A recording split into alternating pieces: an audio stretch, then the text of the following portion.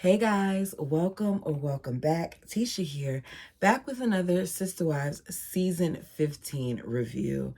Let me start off by saying that I don't get this family. It makes absolutely no sense that Kody is able to travel from house to house, having contact with certain wives and certain children, and then birthdays come, and despite him supposedly alternating between the bird stoop and Christine's house, the very children that he's around all the time, whose mother's faces he's around all the time, are not able to interact with each other.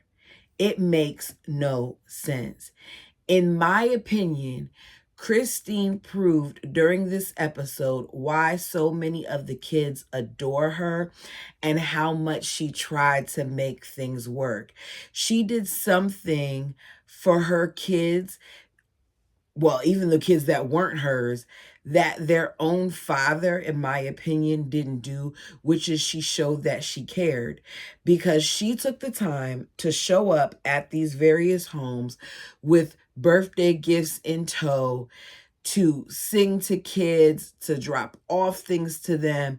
Meanwhile, we don't even know if the others even bothered calling to say happy birthday or if they had a gift delivered to these other kids' house, okay?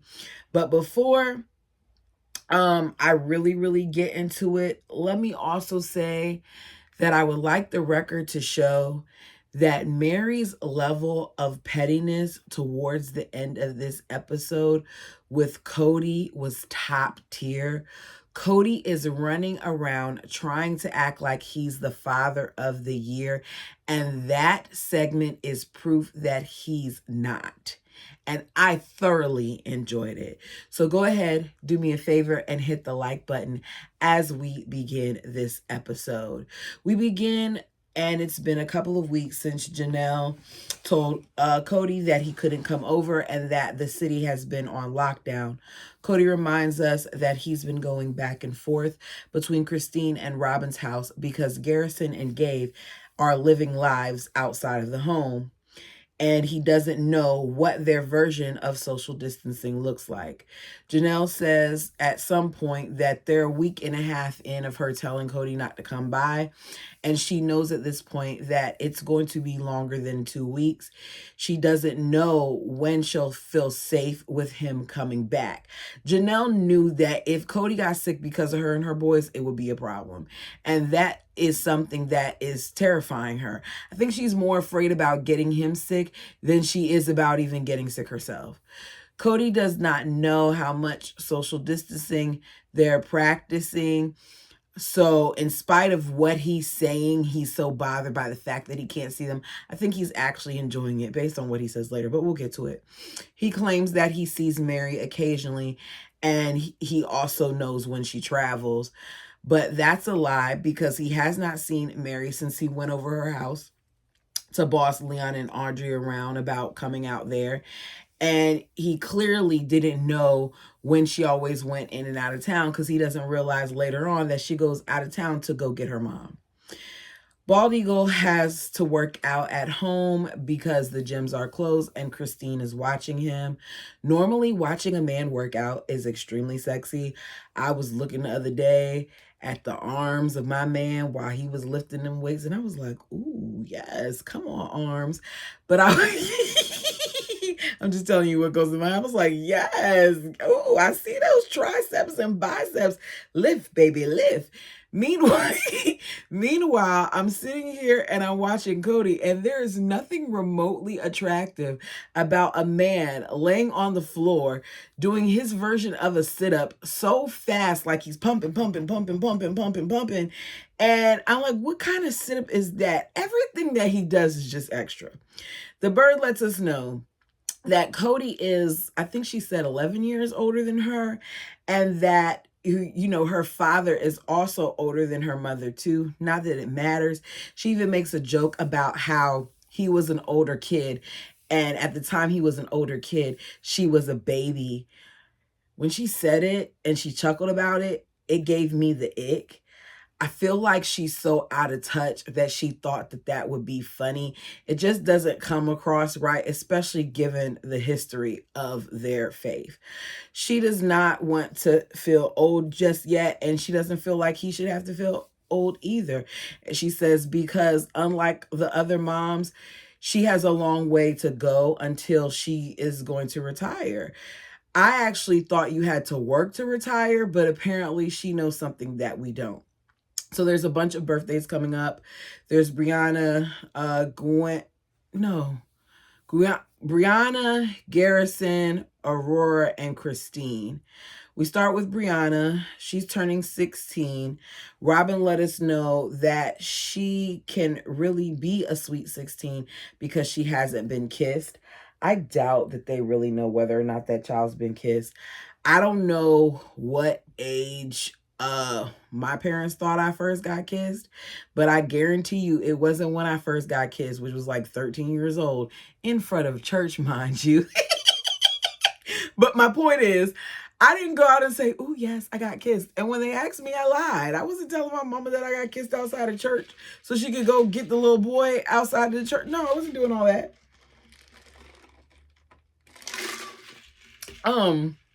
Either way, you having a whole talk about how she's truly sweet 16 because she hasn't been kissed. I just don't like some of the things that they say. They smile and laugh about it like it's this great accomplishment, which, okay, let me be fair. It is great that she is saving herself or doing whatever it is that she's deciding to do. But them talking about this the way that they were talking about it is cringy to me, especially because you've had other kids turn 16 years old and you didn't make those type of statements. So the families claim they don't like being divided during these types of occasions, during birthdays and stuff like that. Excuse me, but I'm beginning to believe that at this point, the only time that they were getting together was on these occasions, because every time they flash back to a birthday with a lot of kids and family around, it was one of Kody's. The Feathers celebrate Brianna's birthday alone at their house. Brianna says it's weird and different, that she's sad not to see the family. Kody, who claims that he enjoys his family and he wants his family around. We're always told by Robin and the other wives that Kody loves having all his kids around during his birthday and that he enjoys that. Even though he enjoys that, in this instance, he's letting us know that he's actually liking the fact that the family isn't around, because birthdays, according to him, are normally obnoxiously noisy, and he's enjoying the peace. So is Dayton, and so are some of the other kids. But Robin is sitting at the table and she's looking at them like, no, you're not supposed to say that. That's not what we're supposed to be saying on camera right now. We're supposed to act like we're bothered. So she's trying to convince us that she misses the family. And she says that she feels like it's kind of disloyal to be sitting here talking about how they enjoy the quiet. As she's sitting there, I can't help but notice that Robin takes on different things from different people. I know Robin used to take pictures before, but we were told very early on that Meri was the picture taker of the family. And it seems as the seasons have progressed, Robin now all of a sudden has to capture everything, because she took like 20 shots of Brianna just standing there with this crown with some balloons behind her. And I'm like, okay, what are we doing here, Robin? This isn't really that cute. I don't know. It comes across as a little juvenile to me. Maybe because I'm that parent that can't take a whole bunch of pictures of my child. Like, I gotta get candids and stuff, because to get him to just sit there and stand, to stand and smile. Like, he'll take the picture, but it might be like, okay, so they sit down with their kids for a birthday. Kody talks about how much he enjoys the quiet, the subject of what happens if one of the wives gets sick comes up. Kody says that he'll be there for Robin. He'll nurse her and help her, that he'll be right by her side, that he has to help her with the little ones. And then he claims that he would do that for any wife. But I already know, and we all know, that that's not true, because when Janelle was sick, he didn't take care of Janelle. As Christine later pointed out, he didn't bring her any soup. He didn't bring her any medication. He wasn't over there at all. So him saying that he would take care of any of the wives if they got sick was a blatant lie. Janelle and Christine say that if they were to get sick, they wouldn't expect Kody to take care of them. That's because he wouldn't. What they would do is that they would quarantine with their family and keep away from Kody. Meri, on the other hand, knows that she'd be alone, because these people don't come and visit her when she's healthy. So why would they come to see her when she's sick? As she's talking, whether you like Meri or not, it's kind of sad to know that you up and moved, that you left the home that you loved in Vegas with your wet bar and all those other things, and the friends that you had out in Vegas, to come to Flagstaff to be with a family that really doesn't want to be involved with you. It just doesn't seem healthy. She's told by production that Kody said that he would take care of any wife if they get sick. And I feel like production is messy, because production knows just as well as we know that he is not about to come over there and take care of her. He doesn't consider her to be a wife. The Bird claims that if one of the wives were sick, that she would expect for Kody to go help that person, that she wouldn't be able to tell him, not to go help. Or not to stay away from them. But that's also another lie, because when Janelle got sick, she didn't tell him to go over there. She didn't call and check on Janelle or anything. They're just a bunch of liars, and it gets on my nerves. So we flash back to Meri at her home. Leon and Audrey have been in Flagstaff for over a week. The initial plan was for them to stay for a few months before they decided to move to Utah, but they're going to be leaving. They want to go and manage the bread and breakfast, better known as the B&B. They want to take over it so that Meri's mother, Bonnie, can be safe. She's 75, and they want to make sure she's not in harm's way, and they want to keep the business open. But with the virus, they feel like it would be safer for her to be away. Excuse me, I'm sorry I keep yawning, y'all. Meri says in their faith, they receive blessings, and her mother, Bonnie, provides shelter as a part of that situation. It's what she's done all her life. And Meri gets choked up at this point. I think it may be because at this time, Meri's mom was already passed, but I can't remember. But she got visibly choked up in the confessional when she was talking about it. So to keep her safe, they're gonna head there, and Grandma Bonnie is going to come and stay with Meri in Arizona. Those young adults had been there for over a week, and at that point, none of the family had come to see them, despite Christine saying that she felt like it was a stupid rule and things of that nature. None of them come over. None of them do a drive-by or anything like that to lay eyes on them, stand outside, talk to them, have the same type of conversation that we later see Meri and Kody have. I'm not buying that you all are really this united family. Meri goes later to head to get her mom. There's really no point in her telling the family that she's going, because they don't care about Meri. They just care about her money. Meri points out later that they don't really communicate as a family unless they have to. And as she's saying goodbyes and hugging her kids, I'm sitting here saying to myself, this was probably the best time that Meri had in a long time, because she was not by herself. It's Garrison's birthday. The family is not gathering. Janelle is taking it hard. Christine and her daughters head to Janelle's to surprise him. While in the car, Truly points out that they should all be together since they're all one family and they all have the same DNA. Christine says, half of the time I do agree with Truly. I do agree that this is not right. So how can I really talk to her about it when I don't agree with the way that we're handling this myself? Janelle lets us know that Kody will not be there for his son's 22nd birthday, and that in all the years Garrison has been on this earth, it was probably 2 years for his birthday that they weren't together. I felt real bad listening to this situation, because Garrison really valued his father at one point, and you could just see how their relationship broke down over the years, because Kody just puts no effort into anything. What would it have taken for him to get in the car and do the same thing that Christine did? Christine and her girls surprised Garrison by showing up outside. He looks genuinely, all of the kids do, so happy to see them. They give gifts and air hugs, and then they end up leaving. Garrison is then left to celebrate with his mom and his two siblings. Janelle is worried about the cohesiveness of the family and that they aren't even worried about plural marriage anymore. And it's because they aren't.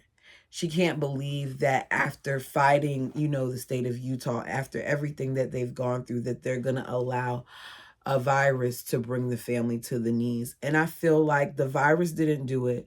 What brought them to their knees, and you all tell me your opinion, was when they decided to leave Vegas. So back to Meri. We see Meri. She's heading to Utah to get her mom. She lets us know that at this point, as I said, Kody knows nothing, that they don't talk. They were there for 10 days and they left 4 days since then. So she's going to get her mom. As Meri arrives there, we meet Connor, which is Meri's nephew, who's questioning Leon and Audrey's relationship dynamics for the purposes of the time that they were filming. He doesn't understand a same-sex marriage. I'm not trying to be disrespectful here. He doesn't understand it. So Meri's trying to get him to say what he doesn't understand. She's trying to push and pry and ask him what's weird about it. What's weird about it to me is how you're sitting here on camera questioning this young man about something when you already know what's weird about it to him. You know that he's not accustomed to that type of relationship dynamic. So why are you poking at him? Just leave him alone and let him figure things out for himself. He doesn't get it, but he says that Audrey is his BFF. Meri hopes that them staying there will make Leon want to get the house, because she's mentioned it before to Leon that she wants Leon to, take over the house since Leon's her only child. Once they get older and Meri passes, that's what Meri would like, but Leon doesn't want anything to do with it. So Meri's hoping that this will change Leon's mind. Back to Flagstaff. We're flashing to Aurora's 18th birthday. Christine and her kids go to Robin's to surprise her. Does this sound like something that would be done for a woman who wants no relationship with your kids? It seems to me like Christine is always going out of her way for others, and they're not doing the same. Because here she is going out of her way for her 18-year-old. That's not her biological child. That's Robin's child, making sure that they visit even though they can't come inside when the same isn't being returned. So they stand outside and sing happy birthday. If Kody was at their house the day before, as they're outside, what would it have taken for him to embrace them when they showed up at the door? The visit is particularly hard on Truly because all Truly wants to do is play with her siblings, but she's told she can't. As I was watching that portion of the episode, I felt extremely bad for the kids because what their parents are saying and doing makes no sense. You are sitting here as the dad saying, even though I was just at your house and I was around you, and now I'm around them, you can't be around them, but she can be around you. How do you explain that to a child that at that time is what? How old was Truly? Was Truly like 7 or 8 then? I can't remember. But the point is, they were younger and it was hard. It's bad enough that you decided to move to Vegas, which went from them being in a cul-de-sac together to them being in separate houses. But now on top of that, they're in separate houses in a whole nother state where they don't have other friends. It's a pandemic. So the only people that they can play with is the people in their house. And unless nobody's noticed, there's a significant age difference between Truly and her other siblings. There's a difference between Saul and Ariella too, but they can kind of play with each other a little bit. Whereas with Truly, she really doesn't have that as an option. Christine says it's lonely for Truly. That Truly, since this situation is very lonely, the bird feels like if they had the one home, that it would make all the difference, that they would all be together. and that they would have to work together. I honestly doubt it, because you still would have people coming in and out of that house, and it would in some way be a problem. Ariella is excited to see Truly and misses her so much that she gives her one of her toys that she's saying was Truly's, that Truly left it over there. But Truly doesn't seem to be familiar with the toy. It's a sweet moment, but it's sad because these kids' interaction after this situation, in my opinion, was never the same. Truly begs again if she can come inside and play. She's told she can't, and she gets a little choked up and starts crying. Kody then says he's the only one going from house to house. That's not helping the situation, because here you are, you get to go have fun, but she can't. Christine ends up taking her home, saying that she thinks that, she made this situation a little bit worse, even though they saw Garrison a couple days prior, that seeing Truly with them was harder. We then see Saul covering up his face because he's upset that he didn't see Truly. I guess he was taking a nap or something. I don't know. Robin tells us that he's uncomfortable when he's vulnerable. Is it that, or is this what she's labeling it as? Because she has this tendency to put these narratives on her children. And I just feel like he's upset and he's sad, and maybe the fact that you're pointing a camera in his face while he's visibly upset isn't helping the situation. What kid that's that age, what adult that's that age wants to be filmed? Well, I said, what adult that's age? Of course the adult wouldn't be that age. My point is, if a kid is young like that and they're crying, they don't want to be filmed. Just like me at my big age, I may not want to be filmed being sad and upset. So I get it. It just makes me upset the way they do things sometimes. Okay. End of that. So despite it being 2 weeks, Kody has yet to show up at Meri's. Y'all, if I leave something out and you want to talk about it, put it in the comment section below. I feel like this is a crappy review. Maybe a little bit too late for me to be reviewing this, especially because y'all can't tell, but I just came home from the beach at a concert. It was great. And now here I am and I'm reviewing because I'm behind on my content. But if I leave something out, you want to talk about it, feel free. But these pandemic episodes are driving me nuts. Okay, back on topic. It's been 2 weeks. Kody has yet to show up in those 2 weeks at Meri's. While en route, he lets us know, because he's going to Meri's house, that 20-somethings and through 40-somethings are having the highest rate right now. I hear him. That changed, though. It varied. That was part of the problem. Different stages of it caused different reactions in different people. So she decided, Meri did, to call Kody saying, I need you to come over so we can talk. Let's be clear. Meri could have had this conversation with him over the phone. Meri wanted him to ask about Leon and Audrey so that she could rub it in his face that they were gone. My opinion, tell me yours. He tells us that he's excited to finally see Leon and Audrey, but that is a lie, because he could have easily driven by before that time and saw them, or I don't know, called them at a time other than filming. See, Kody talks a big talk, but his actions don't line up with his words. He talks about filming on his new iPhone as he arrives there and how slick the iPhone is, and how, because of how slick it is, that the bird bought him a tripod to hold his iPhone. And I want to know, what did she do to buy it? Did she use Amazon, or did they deliver it? Did Walmart deliver out there in Flagstaff? Like, what's going on? Because let him tell it, she's not going to the store. He's greeted by Mosby, who pees because he's excited, and Kody lets us know that he always pees for him because Mosby recognizes that he's the alpha male. He sees the alpha in him.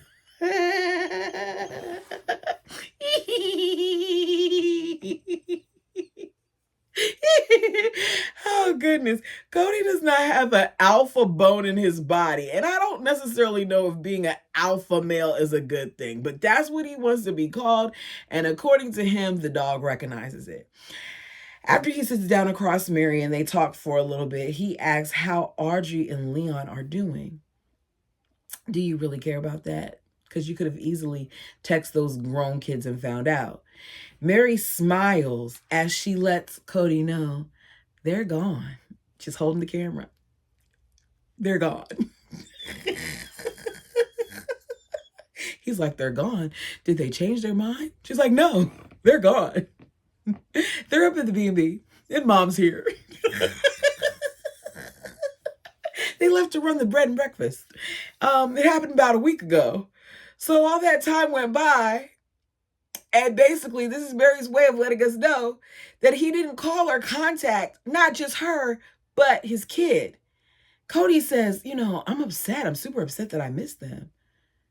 That's what he gets. And if I were Meri, I'd be laughing and smiling and rubbing it in his face. The producer tells Meri that he thinks that she was enjoying the moment, and telling him in his disappointment. And Meri tries to act like she wasn't, but she was, as she should. You can't sit here acting like you're this great father who's trying to protect the family and you're not doing things to even check in on the family, which makes me wonder, how did he act towards his other kids? Because it seems once you hit a certain age with that man, he doesn't care about you. She says they just don't communicate. And it looks bad on both of their parts that he didn't know. Meri, doesn't look bad on your part because you don't owe him anything. You're not his wife. Kody asks why they did not close the bed and breakfast. He tells us that he doesn't think she makes enough money to warrant keeping it open. Truth be told, I'm conflicted about how I feel about the B&B still being open. Because on one hand, Meri, like a lot of us, had bills to pay. Because guess what? I didn't stop working when the pandemic was here and it was at its height. Now, work may have looked different. I already told you all in terms of what days I went in and things of that nature. But my department was shifted. It was not the same. There's still partitions and all that stuff up in my section. And people are still wearing masks and things of that nature at work, but I was at work. So can I really judge Meri for wanting not to close her business? No. The only thing is, yes, she got her mother out of harm's way, but she kind of put her child at risk instead. I know that Leon insisted on going there, but if the place was closed, this wouldn't be an issue. But Kody sitting here acting like he knows what's best kind of ticked me off, because how would he know anything about her business and what the bills cost and what her overhead is and things of that nature when he can't seem to manage his own stuff? I would never trust someone who thought it was a good idea to rent 4 U-Haul trucks for over a month and have them out on a property while doing a short-term rental of this massive home. I think that Meri was obviously doing well for herself, and I think that the bald eagle is jealous of her success and bitter that he was not included in the discussion of what she should do with her business. He even said they should have closed it down and that Meri is probably only making enough to pay the electric bill. He got a nerve. He is bitter that she is thriving in that regard and she doesn't need him. Meri probably normally makes enough from that business to pay for the bills and her mortgage without having to use her other funds to do it. And Kody does not. Him and his bird don't have money coming in from anywhere except the bank of the sister wives. Back to the episode. The bird conveniently FaceTimes her bald eagle to talk about absolutely nothing. I love how Robin just happens to call Kody while he's at Meri's. Because if you're having this discussion and you're filming, why couldn't you have, number one, put your phone on Do Not Disturb? Number two, just wait and talk to Robin later, because it's not like you didn't just leave her house before you came over there. He obviously told her that he was heading over to Meri's, and as usual, she had to make sure that she inserted herself in their business, because that bird has no business of her own. And despite what she said over the years, and despite the way that Kody feels about her, I do not think that she has good intentions. I do not think that she's trying to help, because if she were, she'd tell Kody to get his bald feathering tail back over yonder, make him stay at that house, especially because Meri at this point is willing to take any type of table scraps that he gives her. That bird is there and wants to, despite what she says, cause a further wedge with them, making them be further apart. So the phone call to me really shows it, because why exactly did she FaceTime him knowing that he was supposed to be on the road and not having anything else to say? She's the Tasmanian devil to me. He goes near Meri to show her Robin on the phone, and then he starts to panic a little bit about how close he is to Meri and how much exposure she may have possibly had because she was traveling and because the bird can see that he's too close. And then he proceeds to say to the bird, does he have to social distance from her? Why are you asking her if you have to, if you're sitting here telling us and telling your kids that the rules didn't come from you, that they came from your doctor and all those other things? When you're sitting here asking Robin if it's okay that you're close to Meri, you're proving the point, which is that this is about Robin. Meri says, just stay away from me, Kody, because he's getting all frantic about it. She's like, just stay away from me, Kody, joking around. And he tells her that didn't work out so well for you the last time.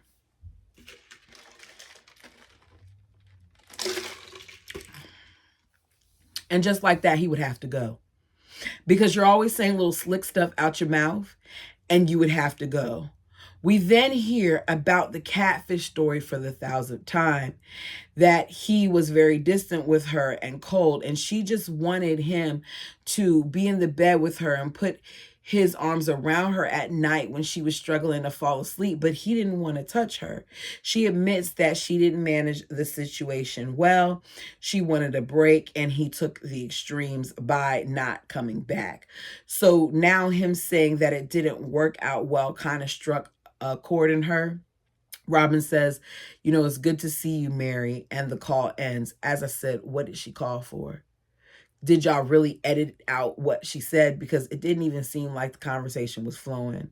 Robin then tells us that what she thinks it is I think that, Kody still has PTSD from Meri telling him to move out. I need you to stop using these clinical terms that don't apply, because it's insulting to the people who actually go through these things. Extremely insulting. He don't have PS nothing. Maybe PMS. I shouldn't have said that. I'm sorry, y'all. I mean no disrespect. I really, really don't. It's late. Forgive me. My point is, don't put stuff on him that doesn't apply. He's not suffering. He's not traumatized because Meri said, get out the house. If anything, he was waiting for an excuse to go. He don't want to be there. He didn't want to be there a long time ago. He was glad to leave. He didn't want to touch her. Robin says she doesn't want to be a part of this mess. And it really is a mess, because at that point, Meri tells us that he hasn't been back since. That was 6 years ago. 6 years ago, she told him to stop staying at the house, and she only meant it to be for a short time, and he hasn't been back since. Meri and Kody clearly have a lot of work to do, and he says that he's not feeling romantically towards her, but at least he's feeling like he can have casual conversation. It's a mess. I don't get it. Here's what I don't get about the situation with Kody and the older kids, is that I feel like he only talks to them when it's convenient for him, because it's a pandemic. Your child just drove 3 days, which means that at various points of that drive, they had to stop and get gas. They were in situations where they may have come into contact with someone who may have had it. They were at hotels and things of that nature, probably to get some rest in between. With that being said, it's been 2 weeks by the time that you get to Meri's, and you don't call to check and see what's going on. During the first couple of days, you should have been checking on your child multiple times to make sure your child was okay. I am the type of person, when it comes to my siblings, I text them. I don't call them all the time. There may be a week where I may talk to my sister every day, and then it might be a month where I might only talk to her twice in the whole month. But during the pandemic, all of that changed. I interacted on a more consistent basis at the height of it with a lot of my family members. With that being said, if I knew that I had a family member that went through all of that to get there and could have been exposed to something, you wouldn't be able to keep me from the phone to make sure that I'm checking in to see if they have symptoms or anything else like that. For all he knew, what if something happened and they were sick? He wouldn't even have known. You should have called and you should have checked. But that's all I have for this episode. You all, sorry this was all over the place. I'll make sure that I do the next review earlier. Let me know your thoughts and opinions of this. Go ahead, do me a favor and hit the like button. Oh, for those of you who do not know, this was made, suggestion was made by my boo-boo to promote this book. This is our current reading. It's called Black Cake. I normally have been reading about polygamous stuff, or like at one point I was reading about the Duggars from Jill and whatever else. This book is something completely different. And if you have not heard it yet, go and listen because it is good. And I'm noticing that my numbers are low for this. So I was, it was suggested that I promote it up here as well. So if you have time, go ahead and pay me a visit. Black Cake is the title. It's not what you think. It's not about some cake. There's so much more going on to this. I don't want to give too much of the story away, but there is a thing here that, like, no, I'm not going to say it. Watch it because it's good. It's simple as that. And I'm not just saying it because I'm saying it. I'm really enjoying it. Like, it's catching me off guard. And I can't wait to get back to the show because I stopped watching the show because I didn't want to learn anything before I read the book. So there's that. Check out the other books that's on the channel. Check out my It's Getting Real series. Get caught up with Say What, because after this Sister Wife stuff is over, I don't know what's going to come next. I'm going to keep reviewing it. I'm going to keep especially when September comes with the new episodes. But there's only so much Sister Wife content out there. And a lot of the members of the fam, that's the only thing that you are here for, which I'm not complaining. I'm just saying, give some of this stuff another try too. Anyways, I appreciate y'all. We're on the road to 2,000, but I'm almost at 15, and I'm really, really excited about that. Like the video, helps the channel. Subscribe if you haven't done so already. Until next time.